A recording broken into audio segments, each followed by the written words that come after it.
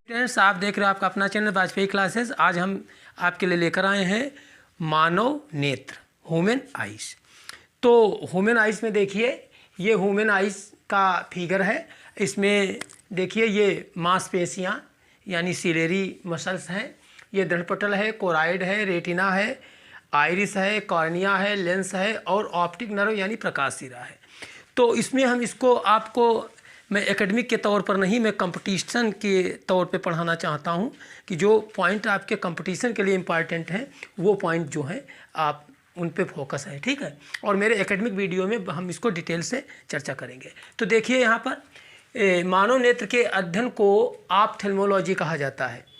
The science which deals the study of human eyes that is known as the ophthalmology, ठीक।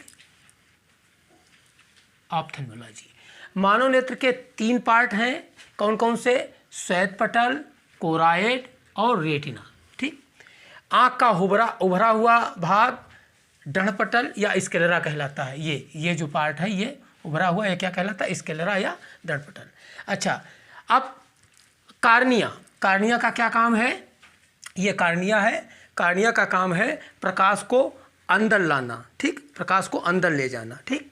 अच्छा, eyelids पलकें ये सुरक्षा करती हैं। इनमें जो ये बरौनियाँ लगी होती हैं, ये बाल, तो ये क्या करते हैं? वायु सुरक्षा करते हैं, जो धूल उल के कण जो है आँख के अंदर न जाने पाए, ठीक है। अच्छा, मार्पोनियम नाम की ग्रंथि जो है आँख को चिकना बनाए रखती है, ठीक। जैसे कीचड़ वगैरह जो लग जाता है तो ये क्या है?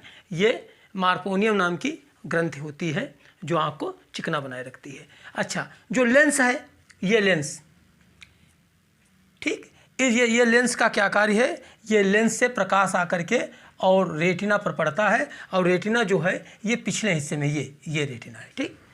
आगे देखिए, आँख जो ये जुड़ी होती है ये सिलियरी मसल्स से जुड़ी होती है। कौन सी मसल जुड़ी होती है? सिलियरी मसल्स, ठीक, ये सिलियरी मसल से जुड़ी होती है। तो नेत्रदान जो करते हैं लोग, तो नेत्रदान में किसका नेत्रदान किया जाता है? कार्निया का नेत्रदान किया जाता है। ये ध्यान देने की जरूरत है, क्वेश्चन पूछ लिया जाता है। आइरिस या परितारिका जो है प्रकाश को नियंत्रित करती है, ज़्यादा प्रकाश आँख के अंदर न जाने पाए, ठीक है। तो प्यूपिल या पुतली, ये जो है आपने कभी कभी देखा होगा, अचानक आप धूप में जाएं तो थोड़ी देर के लिए ऐसा लगता है कि दिखता नहीं है, और या आप अचानक उजाले से अंधेरे की तरफ आएँ तो ऐसा दिखता है। तो ये क्या होता है? पुतली जो है ये जब धूप में जब जाते हैं तो पुतली जो है, प्यूपिल जो है ये क्या हो जाती है? छोटी हो जाती है, ठीक है। और जब हम अंधेरे में जाते हैं तो ये प्यूपिल बड़ी हो जाती है पुतली। तो उसमें क्या होता है?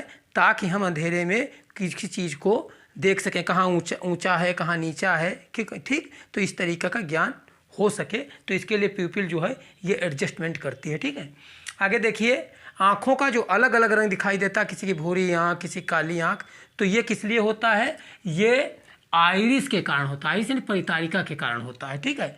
अच्छा, मनुष्य का जो लेंस है आँख का, ये उत्तल लेंस या कन्वेक्स लेंस की तरीके से कार्य करता है, और ये कन्वेक्स लेंस जो है उसमें जो चित्र बनता है वो वास्तविक बनता है, एक्चुअल बनता है, और उल्टा बनता है, रेटिना पर बनता है जाकर के, और वो जब मस्तिष्क में जाता है तो फिगर सीधा हो जाता है, ठीक है। अच्छा, कार्निया में रक्त नहीं होता, कार्निया में रक्त नहीं होता क्योंकि डायरेक्ट संपर्क में रहती हैं, तो ऑक्सीजन इनको डायरेक्ट वातावरण से मिलती रहती है, और कार्निया में रक्त नहीं होता, ये ध्यान देने की ज़रूरत है। और जैसे अब रक्त नहीं होता तो क्वेश्चन आएगा, रक्त नहीं होता तो ऑक्सीजन सप्लीमेंट कैसे होती है? तो ऑक्सीजन सप्लीमेंट इसलिए होती है क्योंकि ये सबसे आगे की तरफ होती हैं, तो ऑक्सीजन के ये संपर्क में बने रहते हैं। आँखों में जो आंसू आते हैं ये लेक्रिमल ग्लैंड के कारण आते हैं, और ये जो आंसू में होता है सियालिक अम्ल, ये एंटीबैक्टीरियल होता है। अगर कोई बैक्टीरियल इन्फेक्शन हो तो वो क्या हो जाता है? ख़त्म हो जाता है, ठीक है, आंसू के द्वारा, ठीक, अगर कोई बैक्टीरियल इन्फेक्शन करते। अच्छा, आँख से स्पष्ट देखने के लिए वस्तु की दूरी कितनी होनी चाहिए? 25 सेंटीमीटर होनी चाहिए। अगर मीटर में हो तो आप ये ध्यान देना कि इसको 100 से क्या करेंगे? आप डिवाइड कर देंगे, ठीक। आँख का 1/6 हिस्सा जो है बाहर से दिखाई देता है, शेष हिस्सा क्या है, अंदर नेत्रगोलक के अंदर रहता है। ठीक।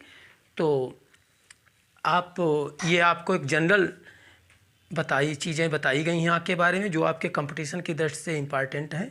और आप इसी तरीके के वीडियो पाने के लिए हमारे चैनल सब्सक्राइब करिए और लाइक एंड कमेंट भेजिए।